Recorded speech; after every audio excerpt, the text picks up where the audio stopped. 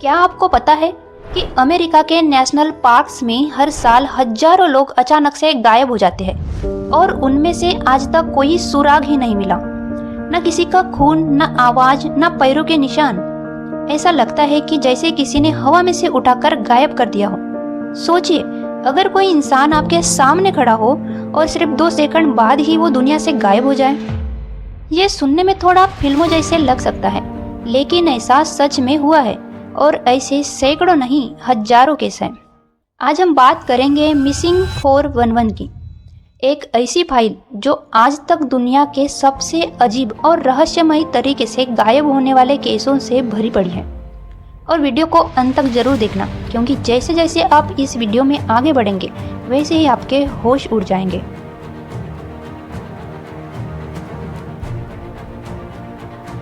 Missing 411 असल में एक रिसर्च प्रोजेक्ट है जिसे डेविड पोलाइडिस, जो अमेरिका के फॉर्मर पुलिस ऑफिसर है, उन्होंने शुरू किया।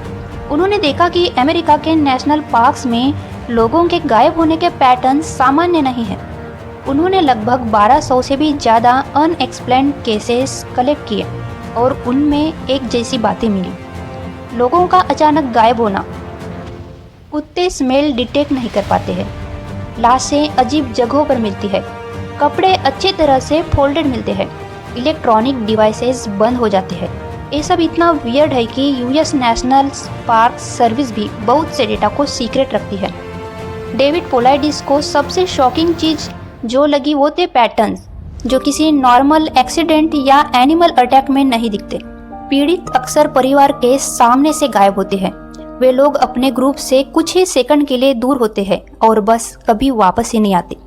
सर्च डॉग्स सेंट पकड़ ही नहीं पाते। Like the person simply disappear from the physical world. Bodies impossible जगहों पर मिलती है जहां इंसान का पहुंचना लगभग नामुमकिन है, जैसे मुश्किल चढ़ाई वाली पहाड़ी, घना जंगल जहां आसानी से जाने का रास्ता ही न हो। कुछ केसेस में कपड़े साफ सुथरे और परफेक्टली फोल्डेड मिलते हैं, जैसे कोई ध्यान से रखकर चला गया हो, लेकिन शरीर घायल अवस्था में। और तो और कई केसों में मौसम अचानक खराब हो जाता है, जैसे मानो नेचर खुद क्लूज को छुपाना चाहती हो। वीडियो में आगे बढ़ने से पहले अगर आपने अभी तक हमारे चैनल को सब्सक्राइब नहीं किया है तो प्लीज चैनल को सब्सक्राइब कर दें। अब बात करते हैं 3 मोस्ट मिस्टीरियस केसेस के बारे में। Case number 1, Dennis Martin. साल था 1969। एक 6 साल का बच्चा जिसका नाम था डेनिस मार्टिन अपने परिवार के साथ फादर्स डे पर जंगल में पिकनिक कर रहा था। डेनिस हाइड एंड सीक खेलते हुए कुछ ही सेकंड के लिए झाड़ियों के पीछे गया और वापस ही नहीं आया। सबसे बड़ी बात, डेनिस के सामने ही आर्मी ग्रीन कपड़े पहने एक अजीब आदमी को दौड़ते देखा गया।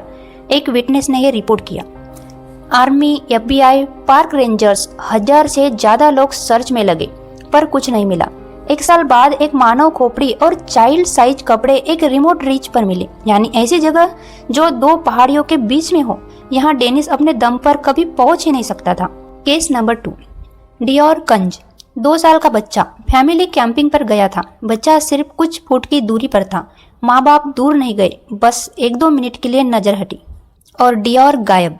सर्च डॉग्स ने भी सेंट डिटेक्ट नहीं किया। न कपड़े, न निशान, न खून, कुछ भी नहीं मिला। आज तक डियोर का कोई ट्रेस नहीं मिला। Case number 3, the boulder field cases.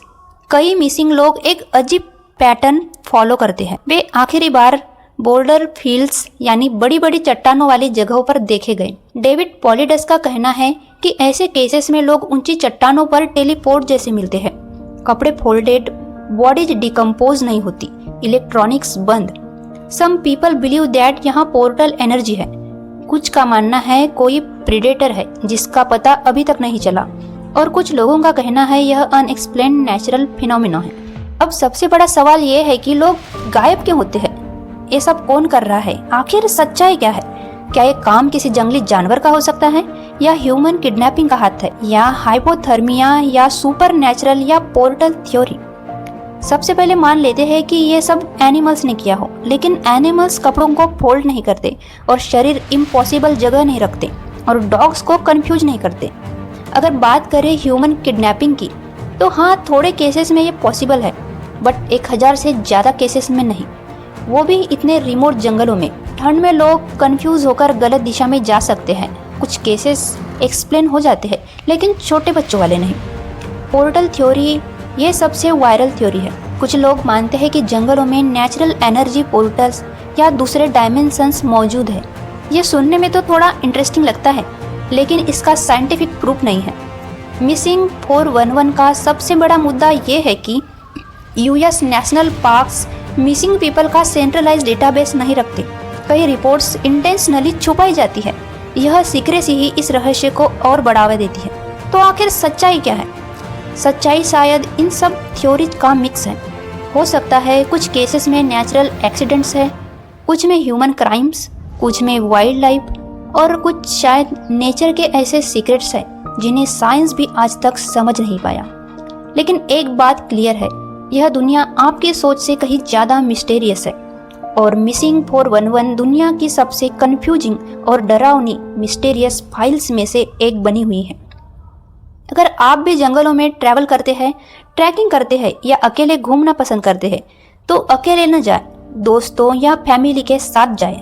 GPS और चार्ज्ड फोन रखें। वेदर खराब हो तो तुरंत वापस आए, ग्रुप से दूर न जाए, और सबसे जरूरी, जंगल में साइलेंस से पीसफुल नहीं होता। कभी कभी ये वार्निंग भी हो सकती है।